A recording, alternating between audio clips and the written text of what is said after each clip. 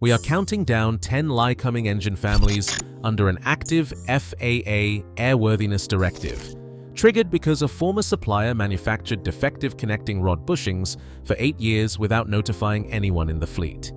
From the 115 horsepower trainer inside every Cessna 152 in America, to the turbocharged 6-cylinder pressurizing a Piper Malibu at 25,000 feet, this directive covers an estimated 16,000 engines on the US registry across more than 40 Lycoming model series installed in Cessna, Piper, Cirrus, Beechcraft, and Robinson aircraft built across nearly a decade. The failure mode is not subtle. The connecting rod detaches from the crankshaft and exits through the engine case. The FAA calls this an uncontained engine failure. Which engine on this list gives the pilot the least time to respond? Let us begin the countdown with number 10. We start with the engine every student pilot trusts without question. The Lycoming 0235 powers the Cessna 152, the Piper Tomahawk, the Beechcraft Skipper, and the American champion Saratoga. 115 horsepower, air-cooled, direct drive, built to be simple and to forgive mistakes, the 0235 has powered first-tier flight training in America since 1942. But the supplier who machined connecting rod small-end bushings below specification from 2009 to 2017 did not skip the small engines. The 0235 series is included in the 2024 Airworthiness Directive. That supplier built the bushing with an undersized outer diameter. A loose bushing shifts under load, sheds bronze particles into the oil, and works itself free from the connecting rod small end. When separation is complete, the rod follows. The 0235 time between overhaul is 2,400 hours. An affected engine can go through that entire service life with a degrading bushing inside it, passing every annual inspection with no record of the problem, because nobody cut the oil filter element open and spread the pleats. The Airworthiness Directive mandates a visual inspection of the filter element at every oil change. Not just a scan of the outside, but a cut-open, physical inspection of the folded media. For a student pilot 2 miles from the runway at 3,000 feet, a 115 horsepower engine failure still offers real forced landing options. The engines further up this countdown do not provide the same geography. The 0235 is the lowest stakes scenario on this list. It is still a scenario. Number 9 is the engine that built Cessna's training empire and Piper's Cherokee line simultaneously. The Lycoming 0320 powers every Cessna 172 from the 1968 model year through the 172P, every Piper Cherokee 140, 150, and 160, the PA-18 150 Super Cub, and the early Robinson R22. 150 to 160 horsepower, the 0320 is the most common piston aircraft engine series in general aviation by fleet count. The 0320 series is in the 2024 Airworthiness Directive. A flight school running aircraft overhauled within the affected parts window carries more aggregate exposure than most private owners. 6 aircraft on the line means 6 oil filter inspections to document at each oil change interval. The Airworthiness Directive is specific about what does not count. Oil analysis sent to a laboratory does not satisfy the compliance requirement. Physical filter inspection is the only compliant method. 1/4 teaspoon of non-magnetic copper-colored material in the pleats triggers the grounding action. Cylinders must be removed and bushings must be inspected before the aircraft returns to service. A flight school that has not been cutting those filters is not finding the bronze. The distinction between not finding it and it not being there resolves mechanically, not in the logbook. Number 8 is in the Cessna 172 on the flight line today. The Lycoming IO360 L2A powers the 172R at 160 horsepower and the 172S at 180 horsepower. The 172R was introduced in 1996 as the first fuel-injected Skyhawk from the factory, and the 172S followed in 1998 at the full 180 horsepower rating.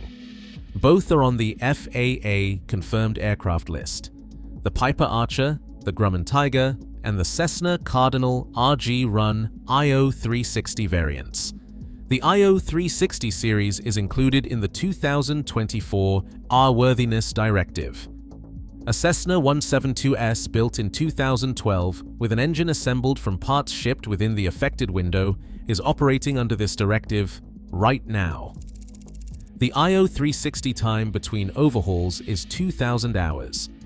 An engine at or near its time between overhauls, particularly one overhauled with parts from the 2009 to 2017 window, carries the connecting rod bushing replacement requirement at the next overhaul, regardless of inspection results obtained in the meantime. Deferring that overhaul to manage costs does not defer the Airworthiness Directive obligation. A mechanic focused on injector nozzle cleaning and fuel flow balancing is not automatically inspecting connecting rod condition. The Airworthiness Directive puts the filter inspection on his compliance checklist by regulatory force. Number 7 is the 6-cylinder engine that turned the Cessna 182 Skylane into a cross-country aircraft. The Lycoming 0540, 230 horsepower with a constant speed propeller, lets the Skylane carry 4 adults and their bags over mountain terrain and across state lines, because the 0540 makes the numbers work. Piper installed the 0540 in the Cherokee 6, PA-32, the Dakota, PA-28 2/3, and the Pawnee. The 0540 series is included in the 2024 Airworthiness Directive. There are 6 connecting rods. An owner of a Cessna 182 flying a family of 4 into mountain terrain on an IFR flight plan, whose mechanic only scanned the outside of the oil filter and signed off the oil change without cutting the filter open, has no confirmation that those 6 rods are intact. The connecting rod replacement cost on a 6-cylinder Lycoming was $6,680, according to the Federal Aviation Administration's 2017 estimate. Finding bronze in the filter is the better version of this story. The worse version is a loud clanging sound, oil covering the windshield in 1 second, and a ridgeline at the 11 o'clock position. Number 6 is where this countdown changes character. The Lycoming IO540 powers the Piper Saratoga, the Lance, and the Cherokee 6300. It also powers the Robinson R44 Raven II, using the IO540 AE1A5 rated at 245 horsepower. The R44 Raven II is specifically named on the FAA confirmed aircraft list. The IO540 series is included in the 2024 Airworthiness Directive. The Piper Saratoga with an IO540 failure at 6,000 feet over flat terrain has time and options. In a helicopter, power loss and aircraft survivability are linked by a sequence that fixed-wing pilots do not train for. At 200 feet on a climbing departure, correct collective lowering and entry into auto-rotation. From sudden power loss determines whether the crew survives. A degrading connecting rod bushing in an IO540 helicopter engine sheds bronze into the oil before the failure sequence becomes irreversible.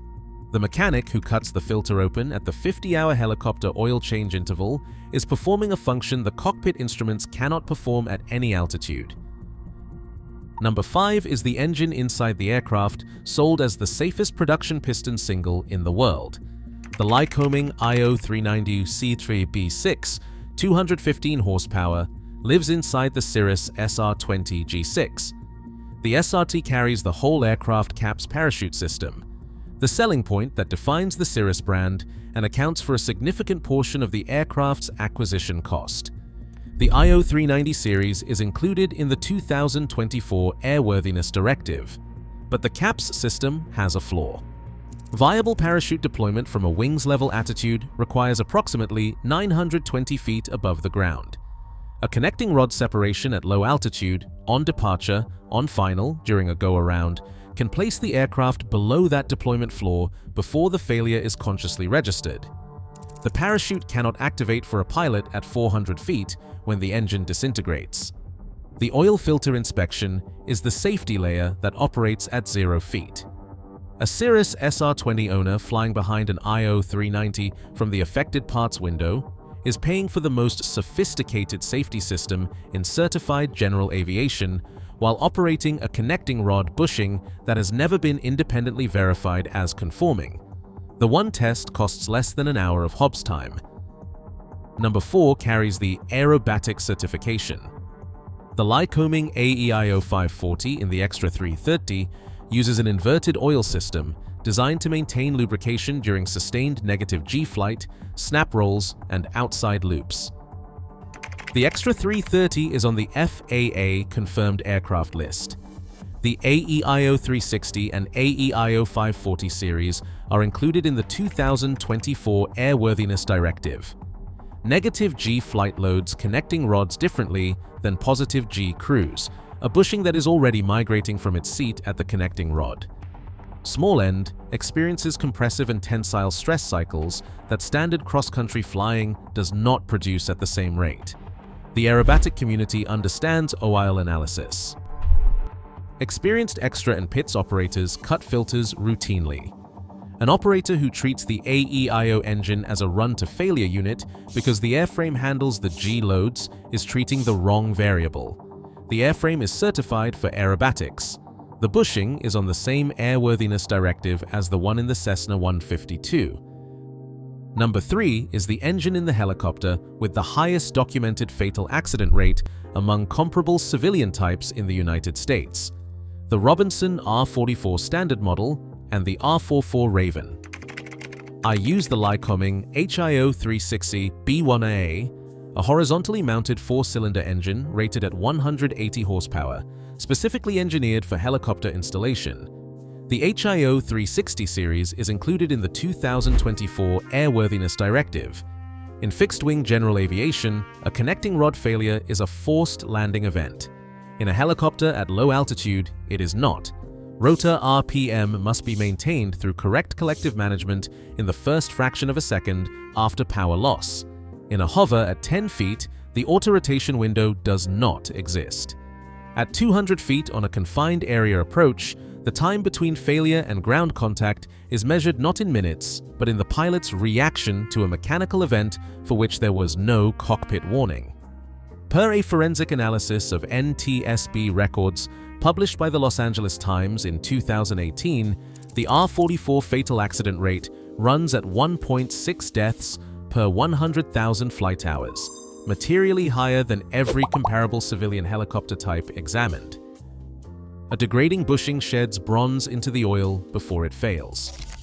An R44 operator who has not performed a compliant filter inspection since the December 2024 Airworthiness Directive effective date is operating past the initial compliance window.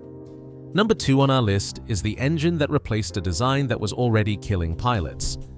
The Lycoming TIO 540, a turbocharged 6-cylinder rated at 310 horsepower, was installed in the Piper PA-46 Malibu beginning in 1988 because the original Continental engine produced uncontained failures at high altitude in instrument conditions. The Piper PA-40 is on the Federal Aviation Administration's aircraft list. The TIO 540 series is included in the 2024 Airworthiness Directive. A TIO 540 connecting rod separation at 25,000 feet in a pressurized piston single produces a compressed multi-system emergency, total engine failure, simultaneous loss of pressurization, and the physiological narrowing that follows rapid altitude exposure. The pilot must manage engine failure procedures, initiate an emergency descent, declare the emergency, communicate with air traffic control, and maintain aircraft control. All at once, while cabin altitude climbs toward the cognitive impairment threshold. The Malibu's entire design rationale was built on the premise that the power plant was the most critical engineering variable in the aircraft. Piper had already replaced the wrong engine once. A TIO 540 with a degrading connecting rod bushing, operating at cruise altitude with an uninspected oil filter, is a direct line back to the accident profile that defined the aircraft's most dangerous period. Number 1 is the Beechcraft Baron 58. The Beechcraft Baron 58 runs IO-540 C4B5 engines at 285 horsepower per side, 2 of them, both on the confirmed affected aircraft list of the FAA. The Piper PA-31 Navajo runs IO-540 variants on both nacelles. In a twin, an uncontained engine failure is not the equivalent of a single-engine power loss. The rod can exit through the crankcase under operational load, spray oil onto the exhaust, and damage the engine mount before the pilot's hand reaches the throttle. The second engine does not insulate the aircraft from this failure, it insulates the aircraft from silence. Now the institutional context behind every engine on this countdown.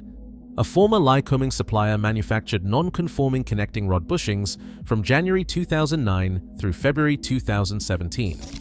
Lycoming issued mandatory service bulletins in 2017. The FAA issued an emergency airworthiness directive in August 2017 with a 10-hour compliance window after 5 confirmed uncontained engine failures. 7 years later, in December 2024, the FAA issued a second mandatory airworthiness directive covering 16,000 engines because the voluntary compliance from 2017 had not reached every affected operator. That airworthiness directive was expanded again in April 2026, adding additional engine series. Some operators have a compliance window that runs through 2028. The supplier remains unnamed. 16,000 engines across more than 40 Lycoming series are carrying a bronze component that is either doing its job or communicating that it is not. The communication comes through the oil filter. Here is the one test. At the next oil change, the mechanic cuts the filter element open and spreads the pleats flat.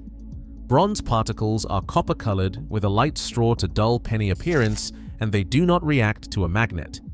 The only source of bronze in a Lycoming engine is the connecting rod small end bushing. Clean pleats mean the engine has not issued a warning yet. Copper flakes in the pleats mean it already did, before the connecting rod issued a different kind of warning that nobody walks away from. When did you last cut your oil filter open? Tell me in the comments below.